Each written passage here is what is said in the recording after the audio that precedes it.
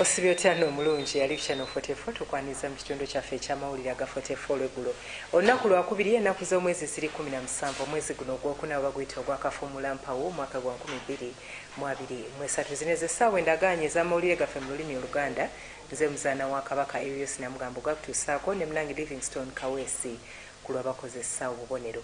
Amawulire gaffe nga tandise n'okusaba okubeera no ku Lubaga Miracle Center Cathedral buli lunaku mu budde obw'Olweggulo omukono gwa Mukama mwe gutambulira nga gukoma ku bantu mu ngeri ez'enjawulo. Olunaku olwaleero tukutegekedde obujulizi obumu ku obwo ku buzinga bubeerawo mu kusaba okw'enjawulo okubeera wano naawoddemu amaanyi.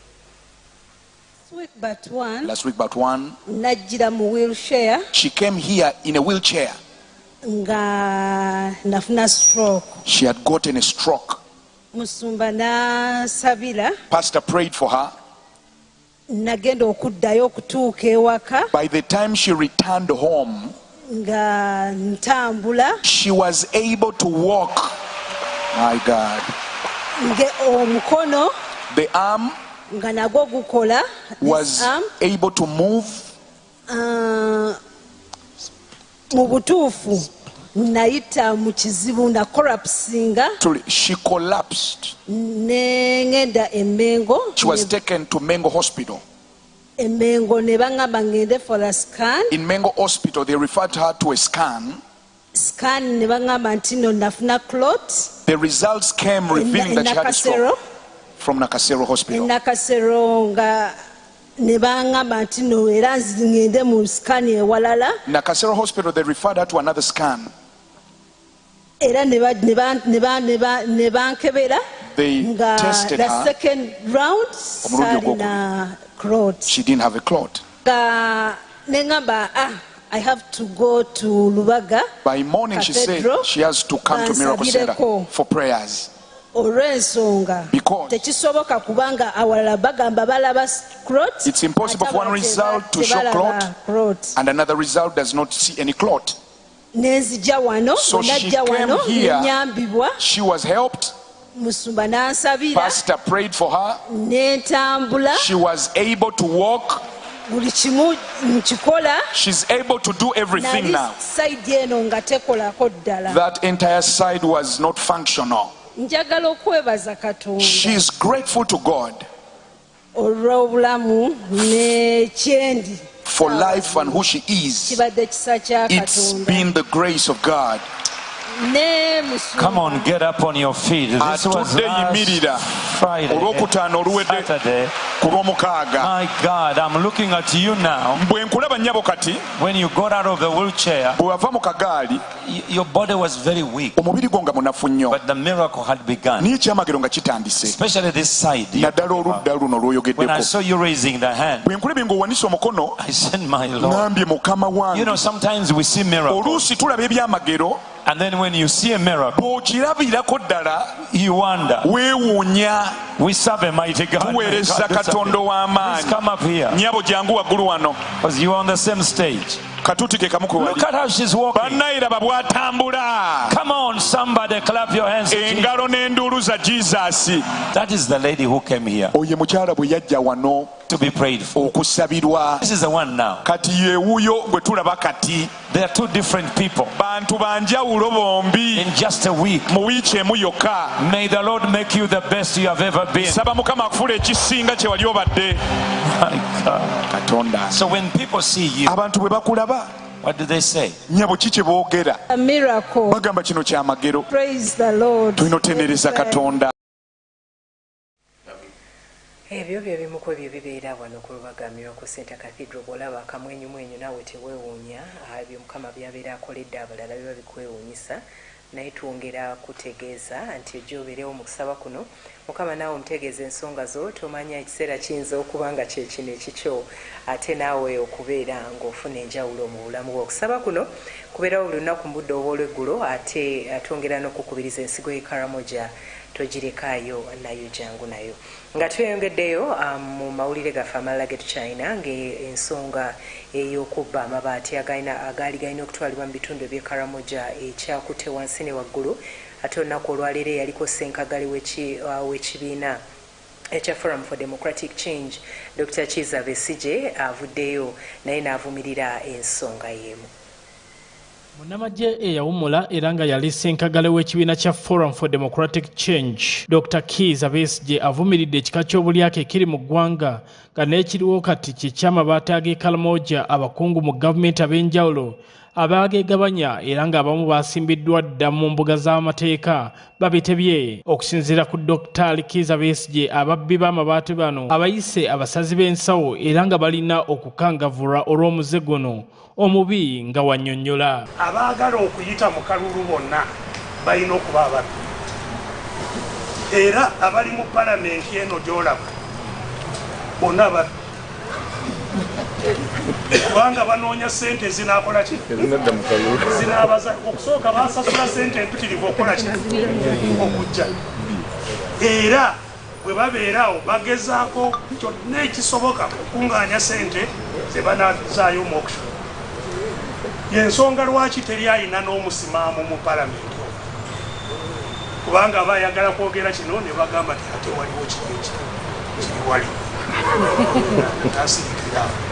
So katale palamenti katale kakulamuza. Wano nno tataliza na babaka ba palamenti bayise abasuubuzi era abeeyagaliza okulaba nga basigala mu palamenti era na bano abagasse ku babbi abeeyagaliza. Kinakugambye nti n'ebigafaako nze sibitunuulira nnyo, kubanga bano ba pickpockets ababbi ba mu nsawo, basazi ba nsawo. Kati abasazi b'ensawo sikyekifu nakati gye bali mu tawuni bangi abaagala okwebeezaawo na bano kyekimu.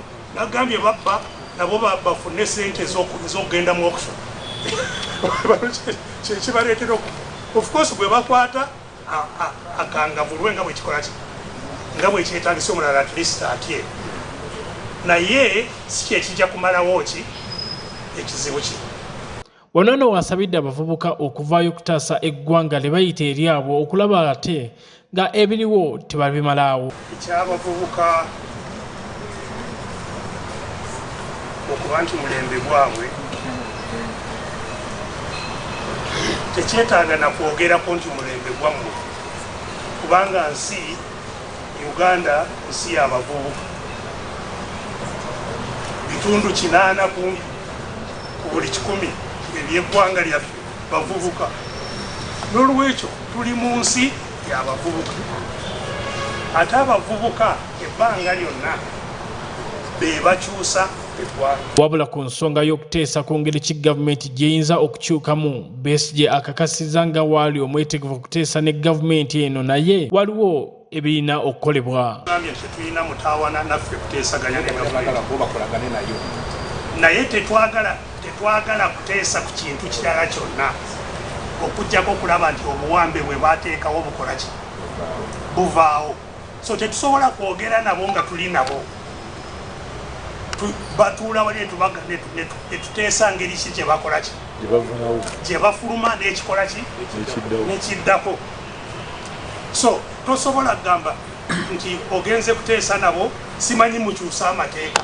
Amateeka si kyekizibu, kubanga amateeka tegasobola kukola mu nsi eri mu buwanvu, agaliwo tegakola.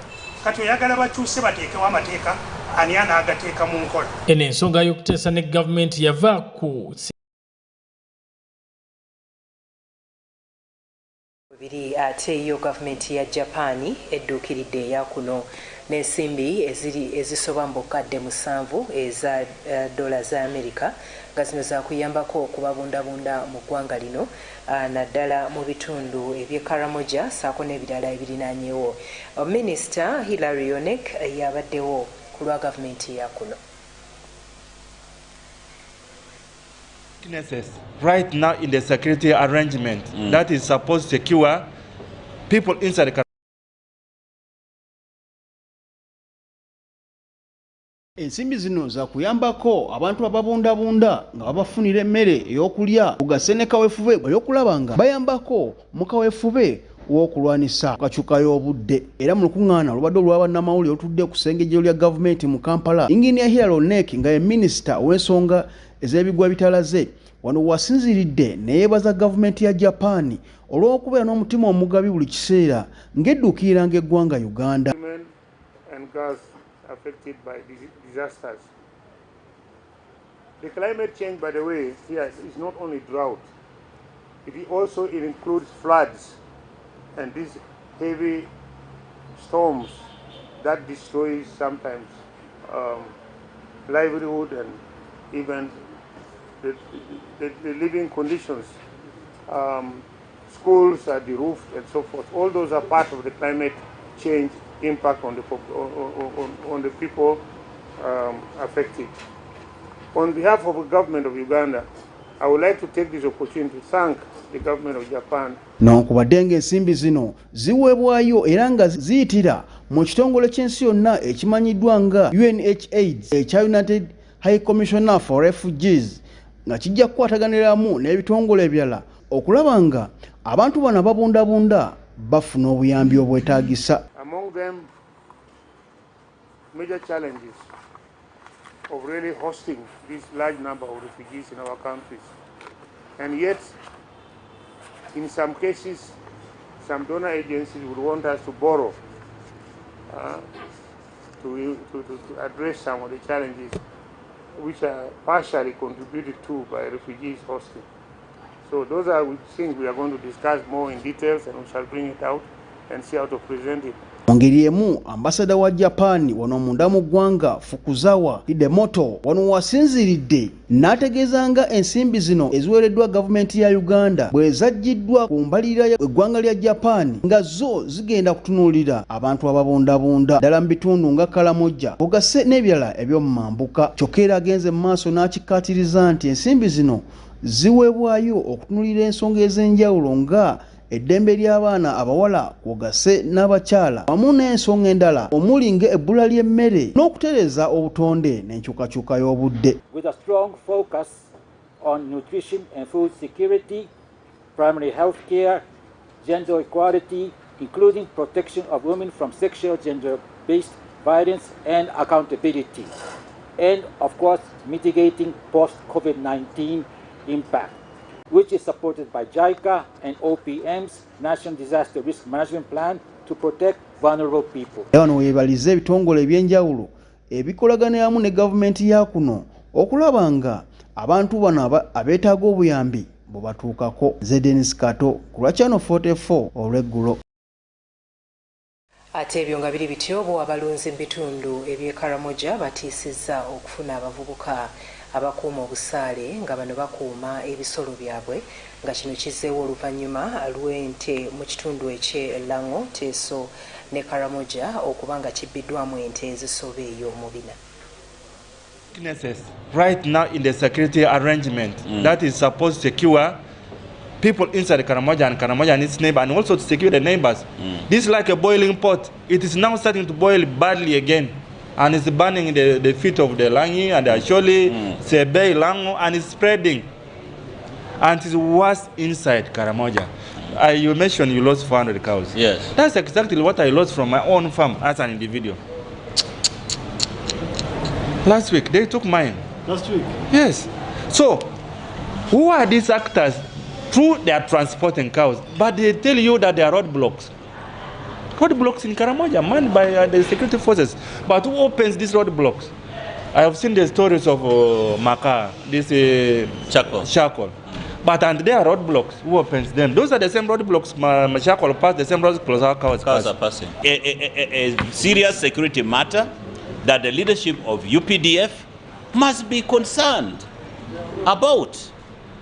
Because nobody can wear a uniform and having guns who are unauthorized and licensed. Can they survive? Yeah, but they are operating freely. They are operating freely. They are later on loading these things on vehicles and taking them to the market. It looks like they're very wise people. They know that, you can actually make money. They can even hire transporters and take the animals to the market. So that is really why we are saying you might have a rebel outfit which is really building up and you are not aware and saying these are just simple raiders. We don't think so. Yeah, and the UPDF also can't attack them. What is the problem? We are seeing a kind of modern transaction or cattle raiding where there are witnesses that said there were vehicles parked within the districts loaded with the animals and being taken away across the districts, certainly to the markets, meaning there is an established way of looting the animals within the land sub-region and being taken away probably to Kenya or to the neighboring countries. Ate ebyo nga tubimya amazzi mu kaweefube w'okwongera ku mpeereza y'ebyamasannyalaze wano mu ggwanga banka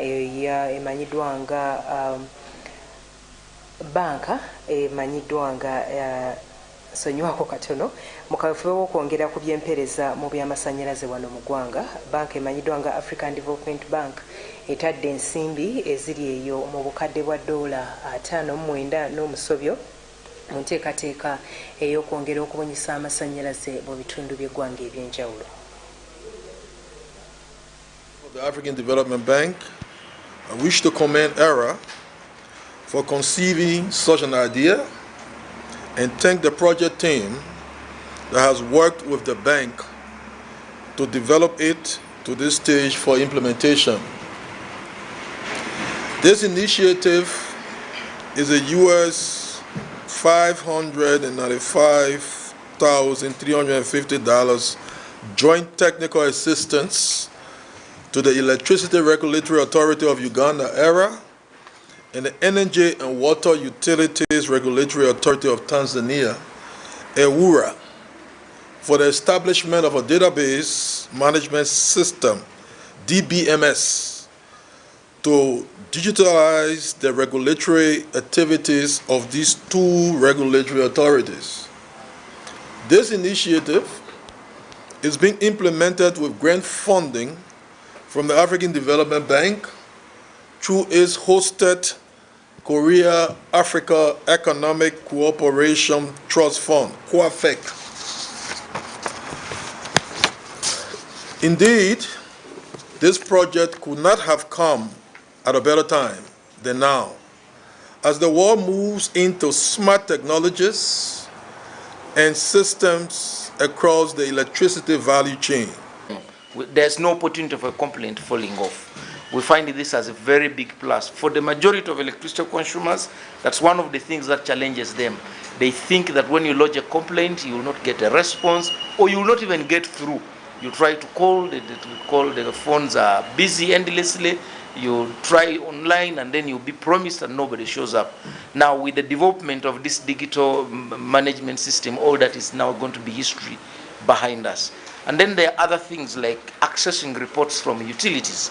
You know, the regulator works on data information reports from utilities. Reports coming in, say, from UMEME, from UEDCL, from UETCL, all that is now going to be eased when we request for a report and say UETCL submits a report, all responsible people are able to see that. Nzikiriza nsooka ate ntuuseeko olugero tukutegekedde ndyoke nkwongere mu kitundu kyaffe ekyokubiri eky'amawulire aga 44 Olweggulo. Olugero tukutegekedde leero lugamba nti kabwa kabbi kagumya mugongo. Amakulu gaalo gali nti embwa enzibi ekubwa nnyo era n'abantu ababbi batera okukubwa ennyo naye tebalekerawo okubba. Olugero luno era lwekuusa ne ku bantu abazza emisango egy'enjawulo, okulumizibwa kwonna okubatuusibwako newankubadde nga kubeera kungi n'obuvune ne bubayitirirako naye era bamaliriza bazzeemu. Kyekimu n'olwekyo twekuume mu bulamu bwaffe obwa bulijjo okuyigira ku nsobi ze tuba tukoze ate ne tweyongerayo. Mu mawulire gaffe amalala ge tulina bannayuganda 3 be batwaliddwa mu ggwanga erya United Arab Emirates mu mpaka ezimanyiddwa nga Dubai Desert Challenge. Bano nno beetabye mu kalulu akategekeddwa kampuni y'amafuta eya City Oil era ng'abawanguzi kubaddeko Kisembo Julius, Joshua Nyanzi ko n'abalala bangi. Omulundi gwa kubiri tugenda okutwala abantu 18 e Dubai nga kampuni esasulira buli kimu ate mu bantu abo 18 buli mwezi tujja kuba tupiikinga owa taxi omu ne ba driving customers babiri. Okuyingira kana akazanyo kyangu oleeta molokayo ne bagiservicinga ku stations zaffe zonna ku City Oil ne bakuwa coupon n'ogiteeka mu kaboksi n'olinda bulinzi draw. Tewali kinene as simple as that. Tuyinawo n'ebirabo ebirala bw'oba towangudde trip osobola okwewangulira free wheel balancing ne alignment ku city tires zaffe oba osobola okwewangulira amafuta ku city oil yaffe. Naye guno gw'omuzannyo kugimu gye bagenda okukolayo naye si kye kyokka. Balina okulambula ebifo ebirala ennaku nnya zonna nga buli kimu sasuliddwa city oil. So I got so excited and I'm like, really, since he's the one calling on behalf of city oil, I got excited more. So I actually asked me where am I. I was like, I'm not so far from where Bombo Road is. He told me if I can pass by. So I really got excited. I even called my wife right away. Dubai is exciting, and I would encourage everyone to come and they take the draw so that they also become lucky like me. I'm lucky that I was on the first draw. I've turned out to be a winner. Ate ye omulodi wa Kampala Salongeri Asirukwaga asabye gavumenti okuvaayo ku nsonga z'enguudo mu kibuga Kampala z'agambye nti zisusse okubaamu ebinnya ebinene ddala ng'ate enkuba bw'etonnya olwo gujabagira anti oba tosobola kuziyitamu. Ndaba ekiri mu kitongole sinnalabawo nnyo kigenda kukyuka. Kisookera ddala